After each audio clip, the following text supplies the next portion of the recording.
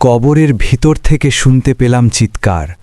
আমার নামাজ ছিল না, দান ছিল না, কিন্তু গুনাহ ছিল পাহাড় সমান। তোমার কবর কি এখনো নীরব? আয়নায় নিজের মুখ দেখলাম, কিন্তু চোখ দুটো আমার না।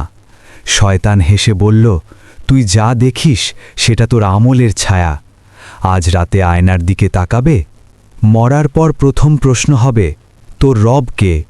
যদি উত্তর দিতে না পারো, তাহলে কবরের আযাব শুরু হবে ঠিক এখন থেকেই। ভয় লাগছে? ভালোই লাগা উচিত।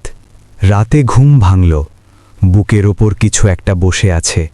ভয়ে চিৎকার করতে গিয়ে গলা আটকে গেল, কারণ সেটা আমার নিজের গুনাহের ছায়া।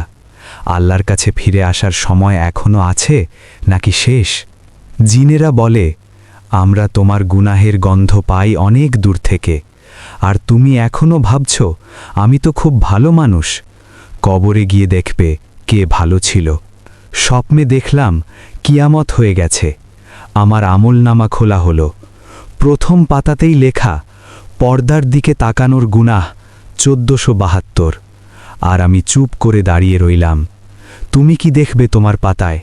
কবরের ফেরেশতা এসে জিজ্ঞেস করল, তোর রব কে? আমি বললাম, আল্লাহ। তারপর বলল, তাহলে কেন তুই তার হুকুম মানিসনি? এরপর আর কিছু মনে নেই। রাতের নীরবতায় যখন আজানের আওয়াজ থেমে যায়, তখন শয়তানের ফিসফিস শোনা যায়, আর একটু ঘুমা, ফজর তো পরে পড়লেও হবে। কে জানে এই পরেটা কখনো আসবে কি না। আয়নার সামনে দাঁড়ালাম, দেখলাম আমার পিছনে কালো ছায়া। ছায়াটা হাসল। আমি পিছনে তাকালাম, কেউ নেই। আবার আয়নায় দেখলাম ছায়াটা আরও কাছে এসেছে। এটা আমার গুনাহ নাকি আজ রাতের শেষ অতিথি?